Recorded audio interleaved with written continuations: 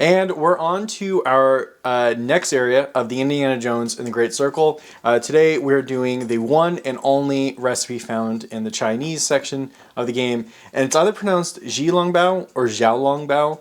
I'm hoping someone can correct me on the pronunciation of it. But it's basically steamed dumplings. This is going to be a chicken dumpling. We had to order a few things online, unfortunately, to actually get this recipe correct. But to start us off, we're going to have a very long simmering process. So first things first is we need to simmer chicken bones. So I have taken a rotisserie chicken, pulled apart the bones and separated it into our meat and our skin. As I always say, we never waste anything in this kitchen. So as an example, this chicken skin, but the recipe does not call for anything with it. So what I love to do is I love to throw it in the air fryer and throw some salt on it, and then that is your perfect crispy snack. So in the meantime, so good. We're gonna throw down our chicken bones into our water, and the water's not quite there yet, but I'm gonna go ahead and just throw it down in there now, and that's going to simmer for an hour. And then after an hour, we're going to go ahead, we'll be back, and we're going to add the chicken feet. Hey guys, so this is where I had some major technical difficulties. It will be fixed afterwards, but for the next about minute, I just have to do this as a voiceover. So the chicken bones have simmered for an hour, and at this point, we're adding in our washed chicken feet, and they're going to need to simmer for another 2 hours before we can do anything more. And I'm going to be coming back right about now. It's been another 2 hours. So a little side note, definitely do this in the morning because it takes a long time for the aspic, which is what we're making here, to actually form into the gelatin we need. So I recommend doing this the night before or the morning of that you actually want to make these dumplings. But here I am filtering out the bones and the chicken feet. We're putting it into this container and it's going to sit there. It took me about, I think, 4 or 5 hours before it was the right consistency that we actually needed. Anyway, unfortunately, I had to do this voiceover just for this one part, but we will be right back after this segment, and I'll be remaking the entire rest of the recipe. That'll be my second time through. Thanks for sticking through the voiceover. So to quickly go over some things that unfortunately just couldn't make it into the final cut. This is what the aspic is actually supposed to look like. It's kind of like this gelatin stuff. Quite the look. And then we have everything mixed together. This is the leftovers from yesterday's mixture. In here we have chopped scallion stalks, we've got sliced ginger, salt, peppercorn, we've got the chicken, the Shaoxing wine, sugar, salt, soy sauce, sesame oil, and yeah, that's everything. So that is our mixture for the dumplings. In the meantime, we are going to make the dumpling skin, which for our recipe is 150 grams of flour, 1 deciliter, or it's like 0.41 of a cup, and some salt. We're just gonna, oh no. Oh no. Please ignore that.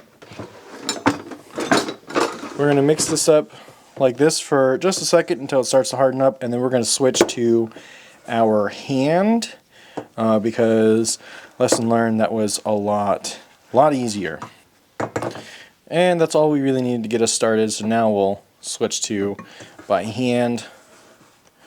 We're just going to work that up into a good consistency, and then when it's all worked up into a ball, we're gonna go ahead and let it sit for that 15 minutes that we need to let it. Don't need to put it in the fridge or anything. You can just leave it out on the counter. You just want to cover it according to the recipe anyways. Okay, so I'm thinking this is pretty good mixed up. I've rolled it out a couple times, so we're just going to throw it back in a ball, and then we're going to let this sit for that 15 minutes, and then we'll be back to roll it out, and then we can start making the dumplings, and we're going to steam those. Oh no, I had it. Okay. There we go. And it's been 15 minutes, so let's roll it out. We've got a ball of dough, and we're going to just roll this out with my grandmother's rolling pin. Probably should do more flour, but I don't want to mess this up. I already messed this up last time, so I'm just like extra nervous about doing this. I'm going to try and go thinner than what I did last time and see if that makes a difference.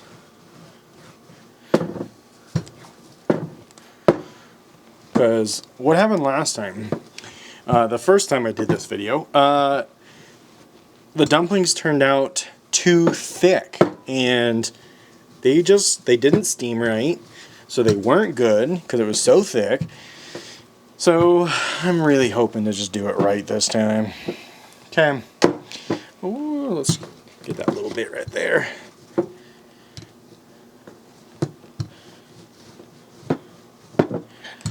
That's definitely a lot thinner than we did last time. So this is only, I can't even say this is my first time doing.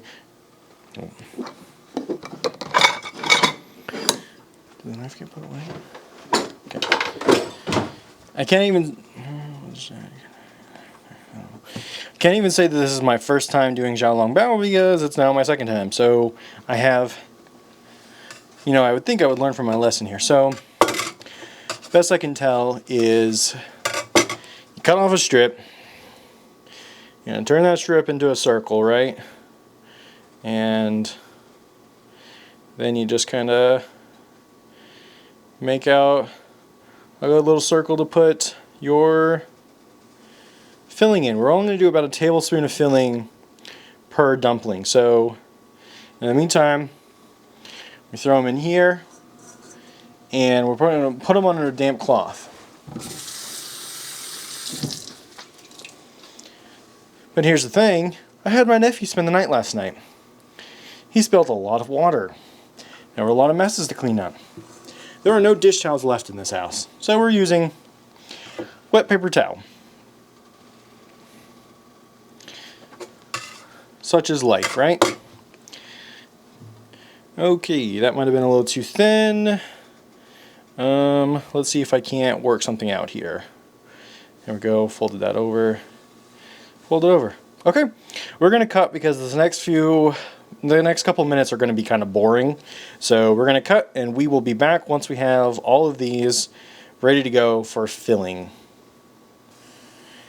And we're going to be trying to do tablespoon-ish, but also recognizing that these are not uniform shape. So now I know everything I look online is supposed to be like crimped in a way, but we're gonna do a little different. We're gonna do kind of like little bombs because after my last experience, this is the safer way of doing it. And I did see some recipes where they went like this. The big issue that I ran into the first time I was doing this was the top would get moist and then it just wouldn't seal.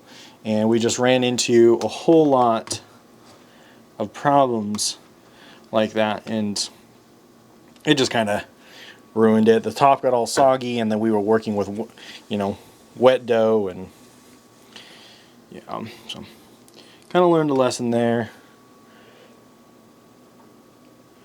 This one is not going to be pretty. We have all of our dumplings of numerous different sizes, so we're just going to start loading them up. I have this homemade contraption of a steamer because I don't have anything, and if I bought every kitchen appliance, this would be a museum. So I have our base with water, I have a grease catcher for pans, and then I have a top saucepan pot, whatever this is called, to keep that steam in.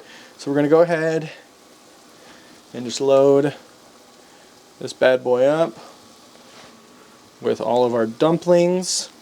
And then the last time I did this, I think it took 15-20 minutes for these to get steamed. I'm going to fact check that though. I'm not really sure anything I look up online is going to help me out given all the homemade parts of this that I've got going on, but we're going to see what we can do about trying to get these right. Got these guys on here, covering them back up, and we will check in on them hopefully when they're done. And I'm really hoping that these turn out much better tasting than our first try at this. After doing some quick research, apparently it's only supposed to take 8 to 15 minutes to steam fresh dumplings, which makes sense. Everything's cooked. You're just kind of getting it warm and making sure that dough is good to go. Maybe my contraption here just takes a little bit longer. Regardless, I taste tested one real quick just to make sure that this is looking right. I mean, it doesn't look right, but that it tastes right. So we're going to go ahead and remove everything from our steaming contraption. And we are supposed to have these with a ginger vinegar sauce, which we have a kind of a ginger vinegar-ish like sauce. These definitely don't look like the typical dumplings that I feel like I see online, so it is what it is, especially my big giant ugly monster right here.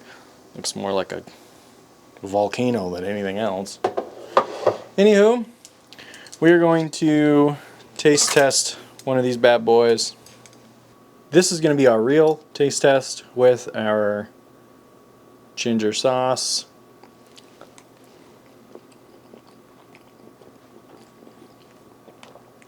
This is like at least twice as better as our first attempt here. First of all, steamed for less time, and we managed to make the dumpling skin about like half the thickness I think it was last time. So all in all, I'm really glad that our audio actually got totally messed up and that we had to redo 90% of the video, because it gave me the opportunity to make this again and learn from my mistakes the first time. These dumplings turned out way better. I fully admit that the dumplings still, hopefully the camera will pick it up right, fully admit that these dumplings still don't look right and they are atrociously assembled. But this is the now second time ever we've made dumplings, so I gotta say they do look a lot better than the first time. It is a skill like any other that you gotta learn. Obviously I was never taught how to do this growing up. Never watched a video. As I try to say and remind people in these videos, I do not look these up. I try to do it just from the recipe from the Indiana Jones game, and I try not to do any other prep work because I'm just trying to go off of exactly what that recipe says, as if you didn't know anything to begin with. So, and you didn't have internet back then, right? So anyways, this is way better. I really like the mixture. The filling's great. There's a lot of ginger, so if you don't like ginger, this recipe is probably not for you. I wouldn't say take the ginger out, because I think you're taking out one of the primary tasting components of this. So if you don't like ginger, just don't eat it. That's what it is. I really like the green onion stalks in this. I think that also adds like the faintest bit of a little bit of crunch, and it gives a little bit of an aftertaste with it. The aspic, it's kind of just like, it kind of just tastes like chicken broth. So if you like chicken broth, you'll probably like the aspic mixed into this. I'm honestly, with all this extra mixture, we're probably going to make like a, we're going to cross culture here, but we're going to make like a chicken pot pie. That's the word I was looking for. A chicken pot pie with the remaining mixture. And I think it's going to be pretty good, if not maybe slightly too liquidy. We'll find out. Regardless, these are really good. Try them out. This is our only recipe from China, from the China region of Indiana Jones and the Great Circle. Next up, we're going to Thailand to have Thai food. Thanks for joining me. We'll see you next time.